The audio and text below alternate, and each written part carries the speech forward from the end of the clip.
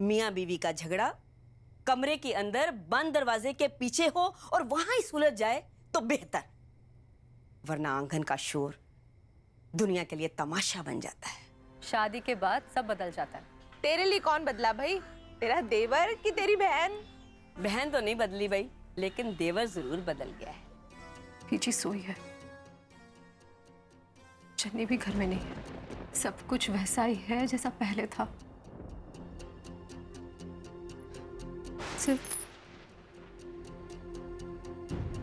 तू बदल गया, तू बदल गया।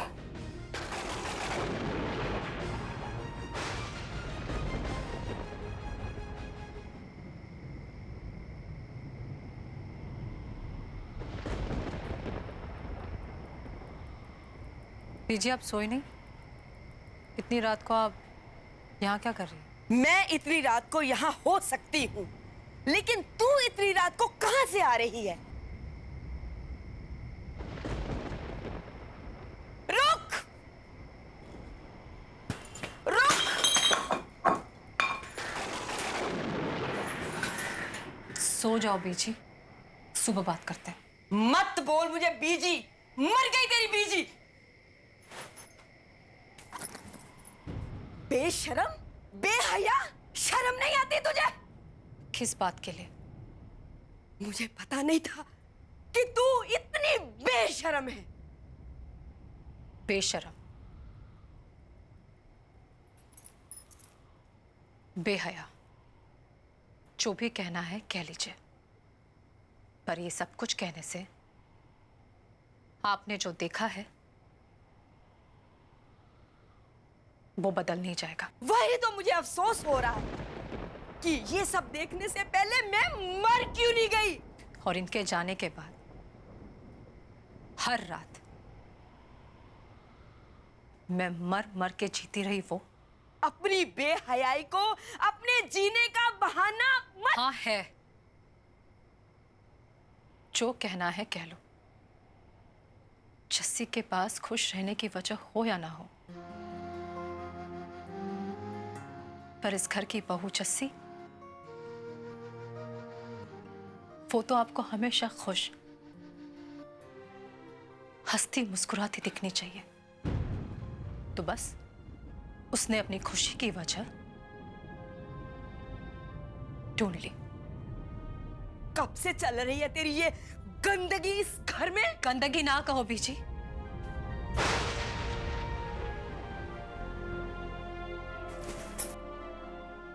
अगर ये गंदगी है तो इसकी जिम्मेदार मैं अकेली नहीं हूं। शादी के बाद आपका बेटा शारजा कमाई करने चला गया, इस घर को ऐशो आराम, आपके छोटे बेटे वरिंदर को दुकान, सबको 2 मंजिला घर मिला, लेकिन मुझे क्या मिला? बताइए ना, मुझे क्या मिला? आधी अधूरी जिंदगी, अकेलापन। तो मत रहती यहाँ, चली जाती। किसी ने रोका था? कहा था, इनके जाने के बाद इन्हें कहा था कि मुझे भी अपने साथ ले चलो। बहुत रोई, बार बार कहा कि मैं यहां अकेले रहकर क्या करूंगी, किसके सहारे जीऊंगी। पर मुझे तिल तिल मरने के लिए यहां छोड़कर चले गए।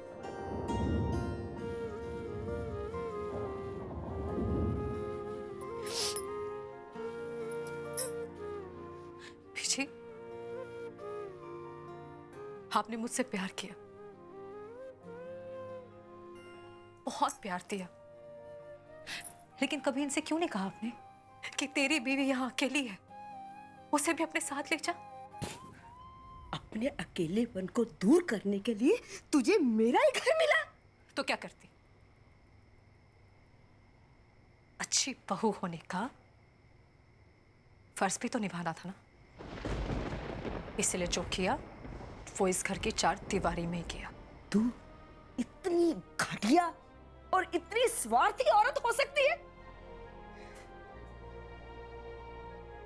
ये मुझे नहीं पता था, नहीं पता था। अगर मैं आपकी बेटी होती ना तो शायद आप मेरा दर्द समझती। हाँ, अगर मेरी तेरे जैसी बेटी होती ना तो मैं उसका गला घोंट के मार देती। अच्छा, और आज मैं बहू कहलाने के लायक भी नहीं रही। नहीं रही मैं बहू कहलाने के लायक।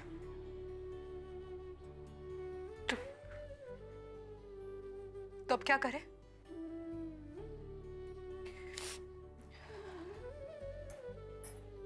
जवाब दो। अब क्या करें?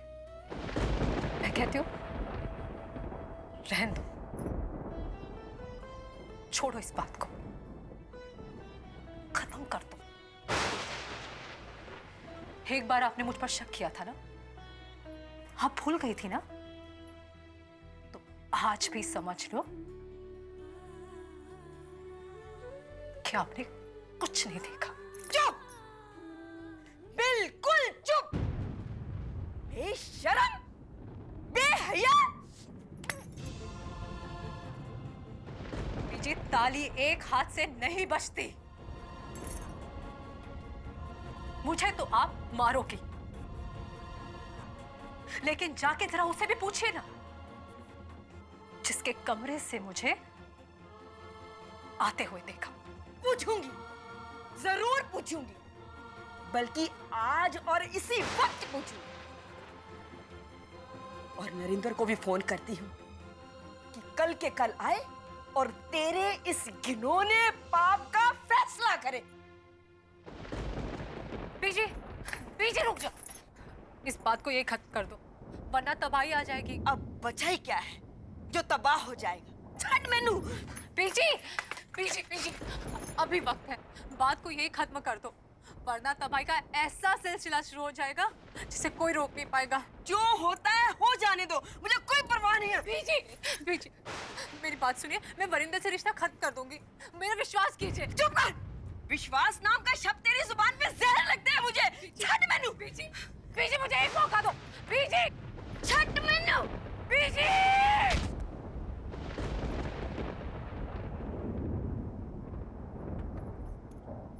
बीजी, बीजी, बीजी उठो। बीजी, क्या हुआ है आपको? आंखें खोलिए। बीजी, कुछ तो बोलो। बीजी, बीजी, बीजी, जल्दी आ। बीजी, बीजी, क्या हुआ बीजी को? परिंदे, पता नहीं बीजी को क्या हो गया, बोल बात ही नहीं कर रहे। तू कुछ बोल, वो बात करेंगे, बोल उनको कुछ। बीजी, बीजी उठो।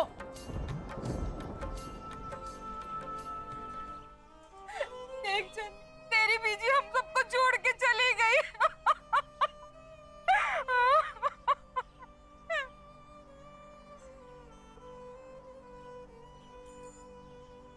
बीजी, बीजी, बीजी, बीजी, दीदी, बीजी।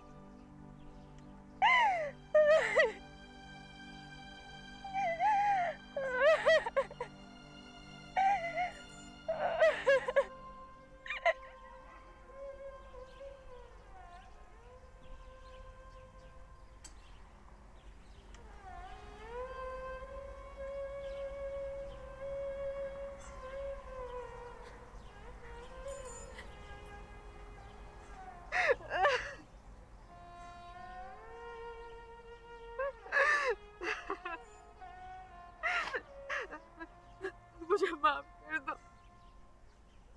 मुझे माफ कर दो, गले रुक गए, मुझे माफ कर दो। हमारी बीजी चली गई, मुझे माफ कर दो। राम नाम, राम नाम, राम नाम, राम नाम, राम नाम, राम नाम, राम नाम, राम नाम।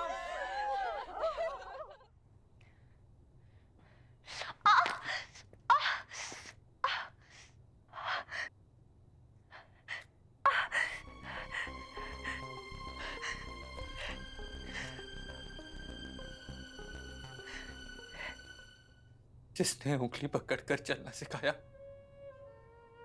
आज उसी को अंतिम विदाई दे के आ गया। और अब मैं उन्हें अपने दिल का हाल कभी नहीं बता पाऊंगा, कभी भी नहीं बता पाऊंगा। और अगर नहीं कह पाए, वो जानती थी, उन्हें एहसास था इस चीज का कि आप अपने सारे फर्ज, सारे रिश्ते बहुत अच्छी तरह निभा रहे हैं। काश मैं उनकी उम्मीदों पे खरा उतरता, पर मैंने तो उनकी उम्मीद। ऐसा मत कहिए, पीजी को बहुत बुरा लगेगा। पर चन्नी,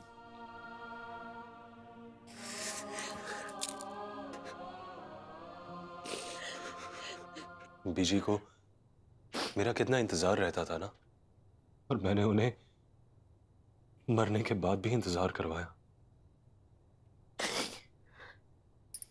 पिछली बार जब मैं अचानक से आ गया था तो मुझे देख के कितना रोई थी, और इस बार अचानक से मुझे ही रुला दिया। बहुत इंतजार था ना उनको मेरा। नहीं, वो मुझसे क्या कहना चाहती थी, जाते जाते उन्होंने मेरे बारे में क्या सोचा, कुछ कहना चाहती होंगी मुझसे।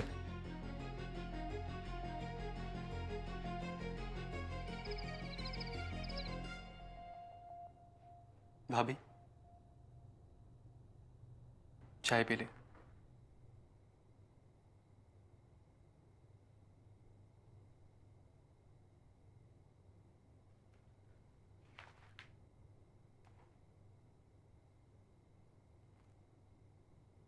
संभाल अपने आप को।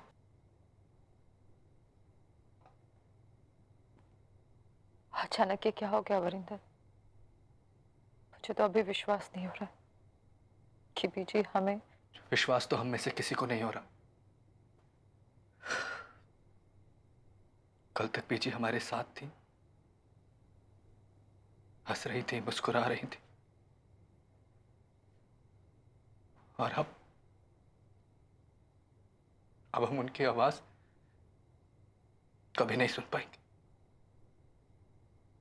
जो भी कुछ हुआ या जो भी हो रहा है, मुझे ऐसा लग रहा है जैसे बुरा सपना चल रहा है। बीजी कहीं नहीं गई है, वो यही है। वो आएगी और अभी हमसे कहेगी कि नहीं भाभी, ये बुरा सपना नहीं है, ये हमारी पूरी किस्मत है, और अब हमें इसी सच के साथ जीना पड़ेगा। सच का सामना करना ही तो मुश्किल होता है।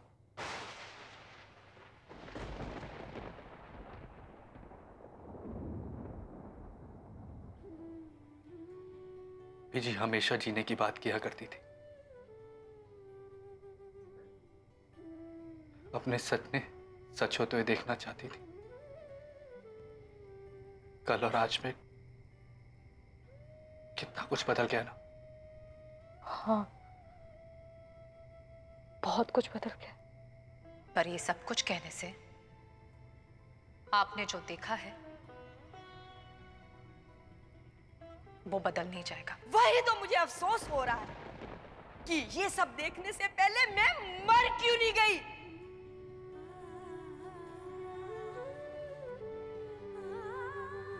क्या हुआ भाभी? क्या सोच रही है? दिल में एक बोझ रह गया। कैसा बोझ? यही कि मैं बीजी की उम्मीदों पर खरी उतर नहीं पाई।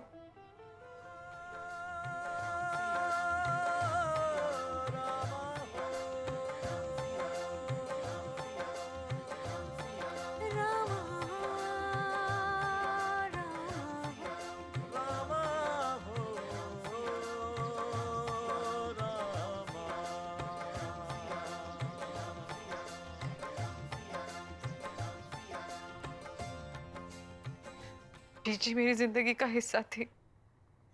उनके बिना मैं बस जस्सी, जिस बात पर अपना बस नहीं, उसके बारे में बार बार सोचने से क्या फायदा। अगर बीजी को याद ही करना है तो उनके प्यार को याद कर, उनके साथ बिताए हुए उन अच्छे पलों को याद कर।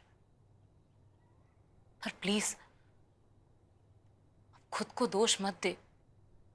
मैं जानती हूँ जस्सी, तू यही सोच रही है ना कि काश तूने उस रात छत पर अचार की बरनी ना छोड़ी होती, और अगर तुझे पता होता कि बीजी सीढ़ियां चढ़कर ऊपर जाएंगी अचार की बरनी लेने, तो तू उन्हें रोक लेती। पर जस्सी, जाने वाले को कभी कोई रोक पाया है क्या? चल देख, खाना भी ठंडा हो गया, अब थोड़ा सा खाना खा ले।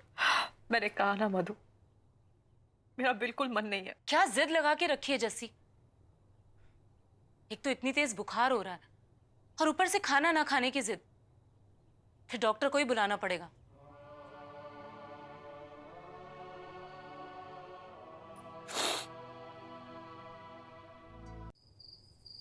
नरेंद्र, उसे कुछ खिला भी दो। दवाइयां ज्यादा और खाना कम जा रहा है उसके अंदर।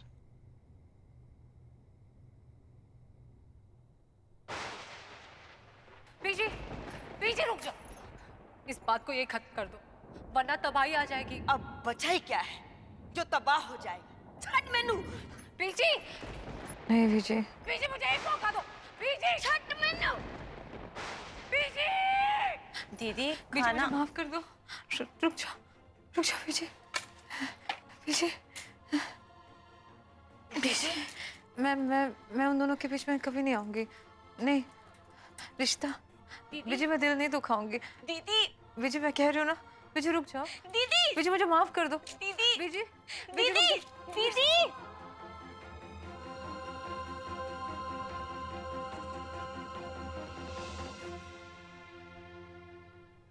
अभी नींद में ऐसा बोल रही थी?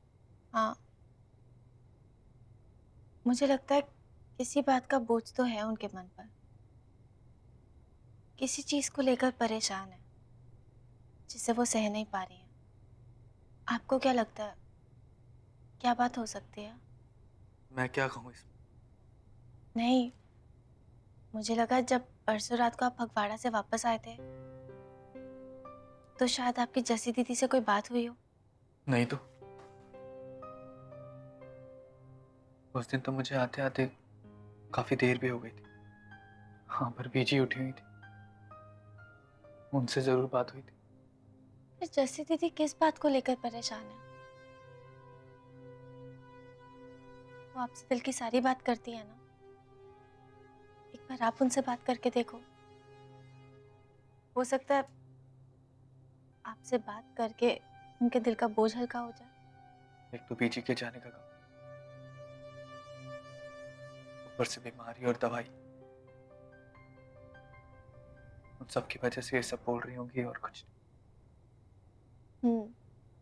मैं नरेंद्र भैया से जाके बात करता हूँ कि ब्याज के लिए सुबह कब निकलना है।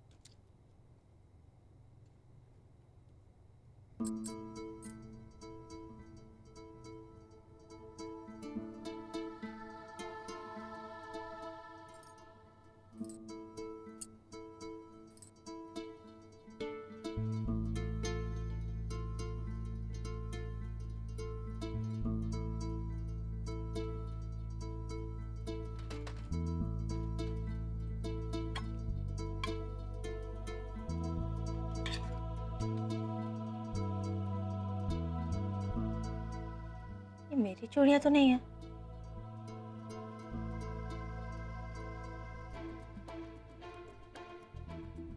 ये तो वही चूड़ियां जो मैंने जसी दीदी को।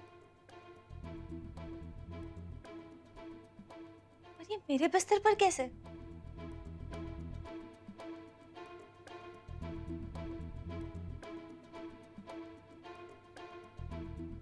छी, मैं भी क्या सोच रही हूँ।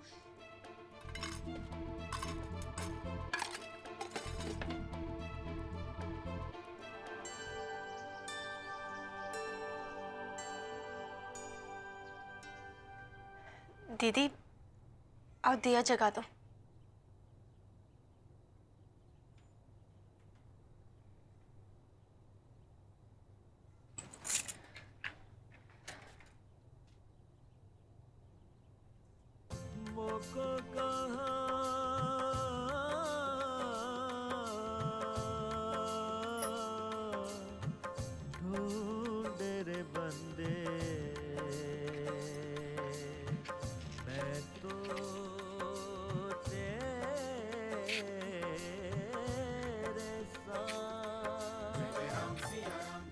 जैसी विश्वास एक कितना छोटा सा लफ्ज है ना, पर इस दुनिया में हर रिश्ता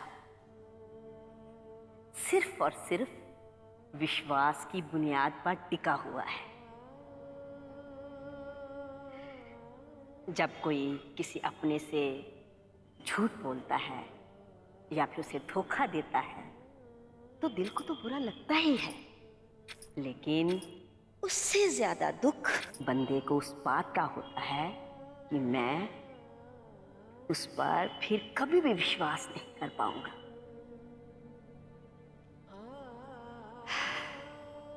ये दुख ना बहुत ही जानलेवा होता है। बीजी, अभी वक्त है, बात को यही खत्म कर दो, वरना तबाही का ऐसा सिलसिला शुरू हो जाएगा जिसे कोई रोक नहीं पाएगा। जो होता है हो जाने दो, मुझे कोई परवाह नहीं है। बीजी,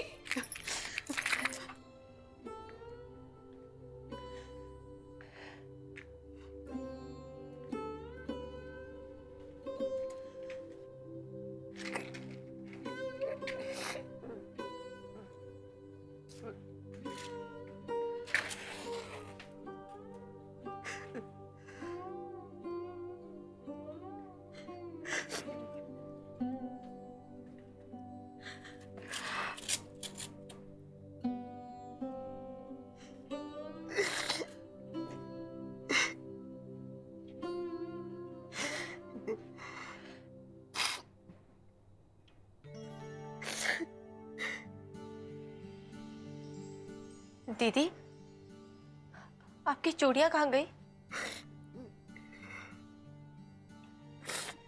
शायद टूट गई होगी। कैसे टूट गई? पता नहीं, कुछ पता नहीं। चन्नी, जैसी, जरा प्रजाई जी के कमरे में आना।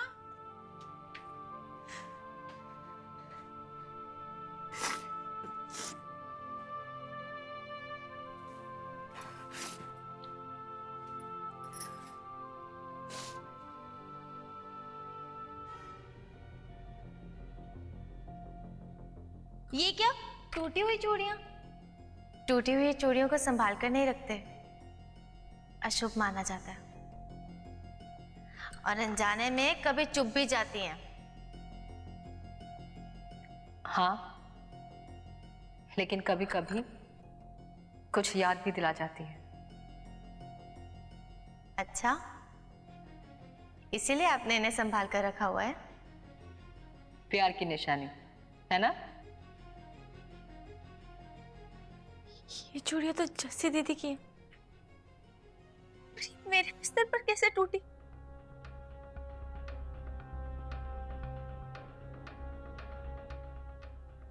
क्यों मेरे मन में बार बार एक ही बात आई जा रही है?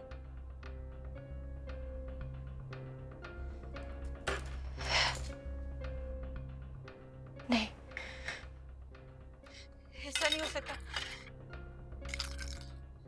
नहीं हो सकता।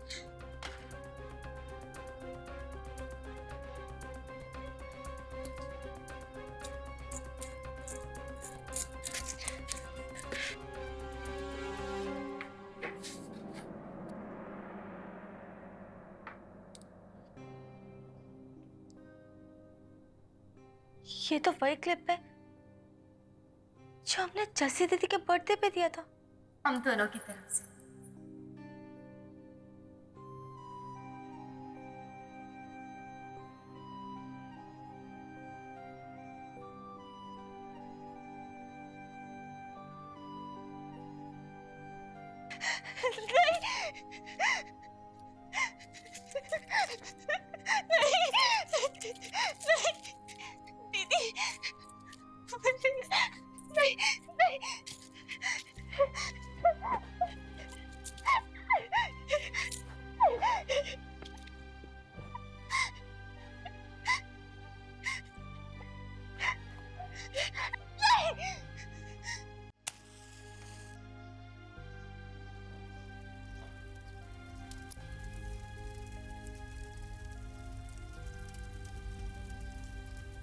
ये क्या?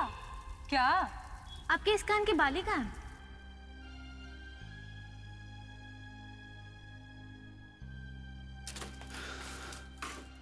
अरे नहीं है यहाँ पर, मैं पहले ही 2 बार देख चुकी हूँ। नहीं, वो कुछ चमकीली सी चीज दिखी मुझे। मुझे पता है जितनी जसी दीदी को टेंशन है उतनी टेंशन आपको भी है, पर उनकी बाली हमारे कमरे में कैसे आएगी?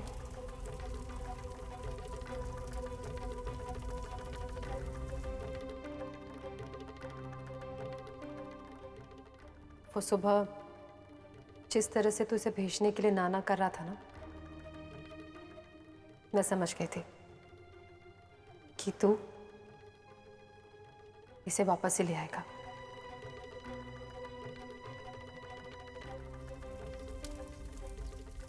दीदी ये घर पर आए थे? हाँ आया था। देखा बीजी, मैंने कहा था ना कि मैंने इन्हें देखा है। पर बेटाइम वरिंदर घर क्यों आया? चन्नी,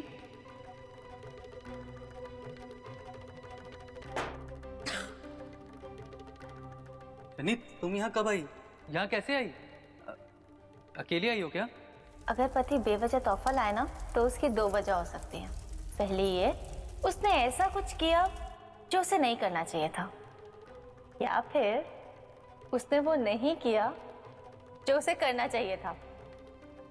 जसी भाभी, एक स्पेशल वाला गिफ्ट लाया हूँ तेरे लिए। आई एम श्योर तुझे पसंद आएगा।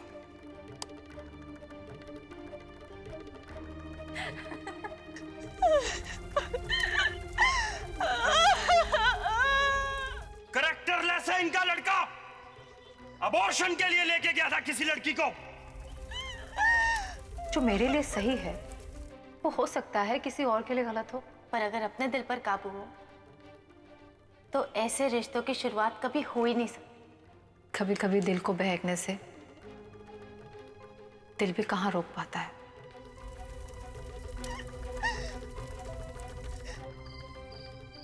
कुछ तो बात है, तुम मुझसे कुछ छुपा रही हो। देखो, अब इतना तो जानता ही हूं मैं तुम्हें। आप तो मुझे जान गए हो, पर शायद मैं ही अनजान रह गई। अनजान तो हम सभी हैं। जिंदगी में कब क्या हो जाए कुछ पता ही नहीं चलता। पता नहीं आखिरी वक्त में बीजी के मन में क्या चल रहा होगा। वो मुझसे कुछ कहना चाहती होंगी, वो तुमसे कुछ कहना चाहती होंगी।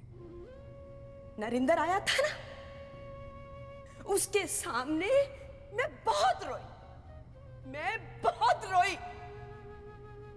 मुझे ना रोना नहीं चाहिए था।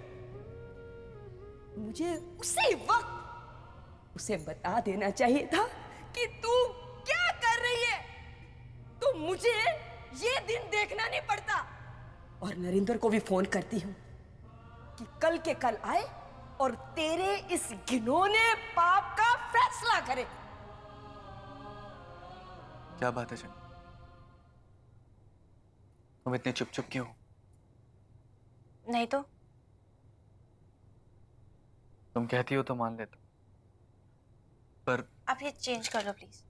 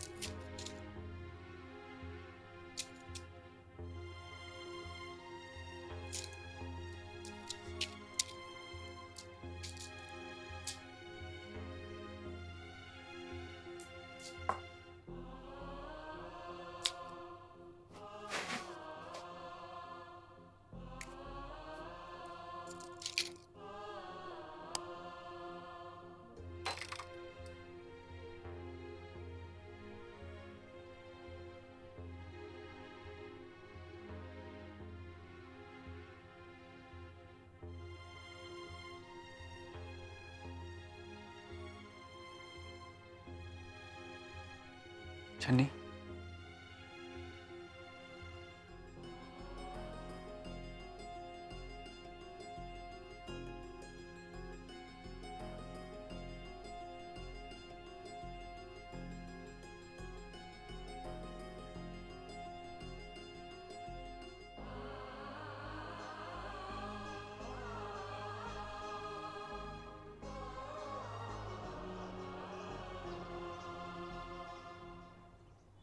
खुश रहे पुत्र, ध्यान रखी हाँ सबका।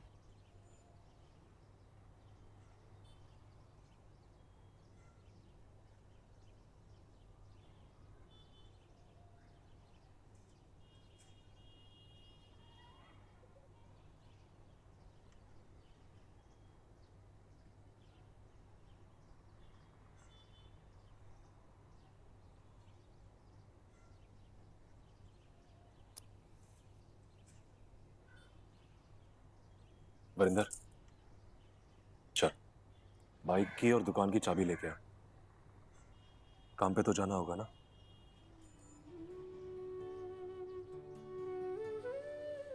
तू ना बहुत भोली, तेरे भोलेपन का कोई कब फायदा उठा ले तुझे तो पता भी नहीं चले। जो इंसान भोला होता है ना, दूसरों पर आंख बंद करके विश्वास कर लेता है।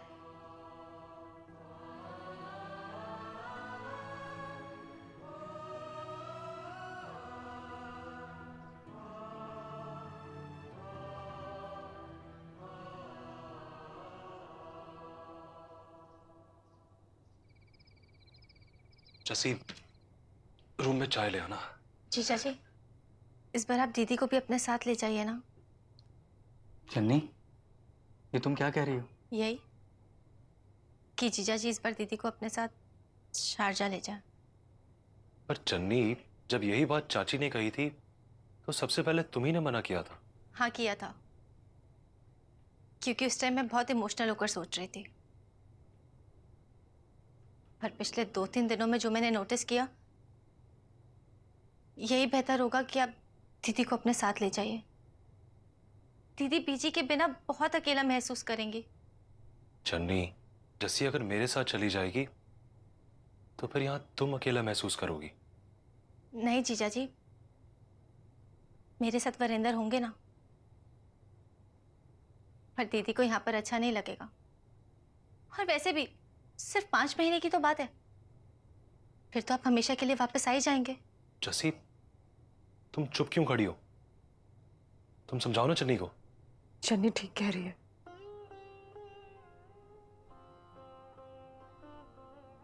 प्लीज अभी तो मुझे अपने साथ ले चलो। पर जसी, प्लीज।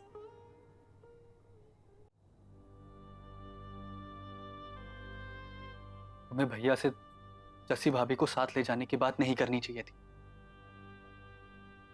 क्यों? वो प्लीज चन्नी, बी प्रैक्टिकल। ऐसे कैसे भैया उन्हें अपने साथ ले जाएं? Jassi, be practical. तुम तो मेरी मजबूरी समझती हो। तुम्हें क्या लगता है मैं नहीं चाहता कि हम लोग साथ रहें? मेरा बस चले तो मैं यहां से कभी जाऊं ही नहीं। तो मत चाहिए ना, अपने ऑफिस में इन्फॉर्म कर दीजिए क्या वापस नहीं आ रहे। जस्सी, जस्सी, आई अंडरस्टैंड कि अभी हम सब बहुत इमोशनल हो रहे हैं। पीजी के ऐसे अचानक चले जाने से हम सब बिखर से गए हैं। पर जरा शांत मन से सोचो, मुझे तो जाना पड़ेगा और जब तक मैं वापस नहीं आता तुम्हें इस घर को संभालना है ना। मैं घर संभाल लूंगी, पर जस्सी दीदी का अकेलापन नहीं संभाल पाऊंगी। पर चन्नी, 5 महीने की ही तो बात है। और जब भैया वापस आने की तैयारी कर ही रहे तो तुमने जस्सी भाभी को वहां भेजने की बात क्यों छेड़ी? अच्छा हुआ जो मैं ना कह पाई वो चन्नी ने कह दिया। पर जस्सी, सिर्फ 5 महीने की ही तो बात है। तभी तो कह रही हूं, पीछे थी तो मैंने कभी जिद की? और अब मुझसे अकेला नहीं रहा जाएगा, नहीं रहा जाएगा। जसी, तुम आज तक मेरी हिम्मत बनी हो। ऐसे खुद को कमजोर करके मुझे कमजोर मत करो। और अब मेरी हिम्मत जवाब दे चुकी है। बस हो गया, अब मुझ में हिम्मत नहीं है। जसी, जहां इतने साल सहा है तुमने, वहां कुछ महीने और सही।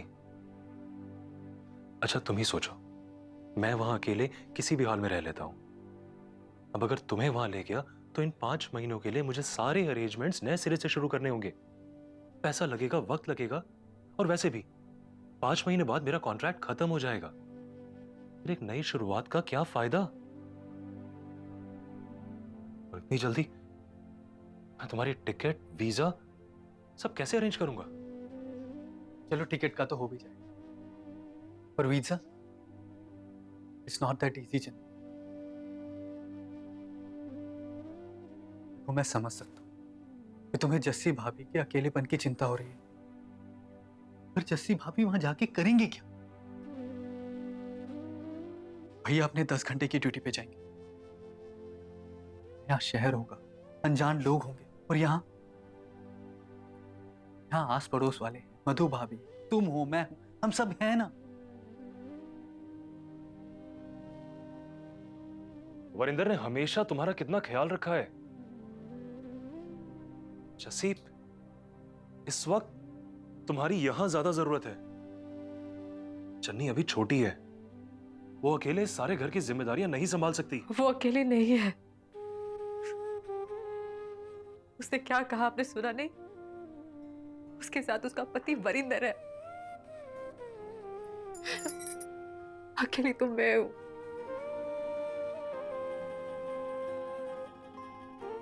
प्लीज जसी, जैसे सिर्फ 5 महीने की बात और है, उसके बाद मैं कभी कहीं नहीं जाऊंगा, कहीं नहीं, आई प्रॉमिस।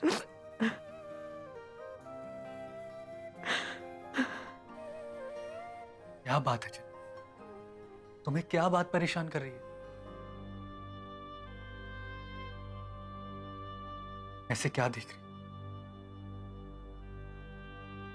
कहते हैं चेहरा दिल का आईना होता है, और तुम्हारे चेहरे से मैं तुम्हारे दिल का हाल साफ साफ देख सकता हूं।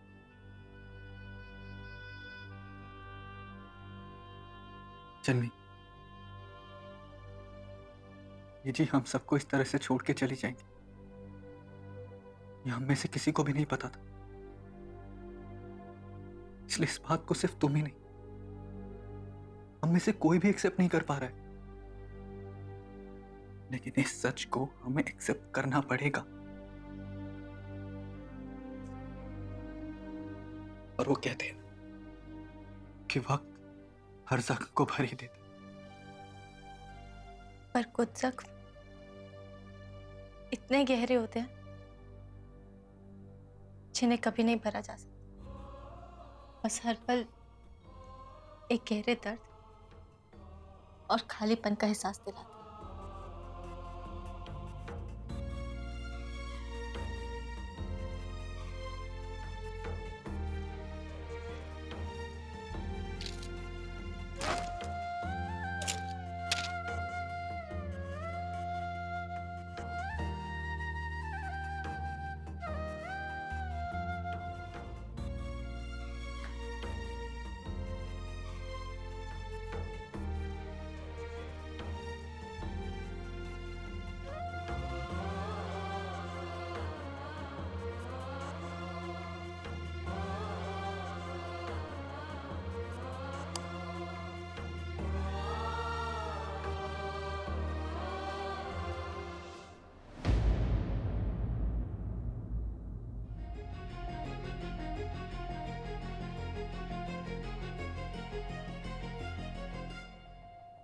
अंकल ने मुझे वो फुटेज दे तो जरूर दी है, लेकिन मैंने नहीं देखा और ना ही देखूंगी।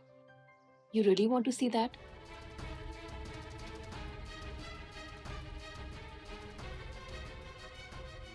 ऐसा सेम दुपट्टा तू जस्सी दीदी के पास है?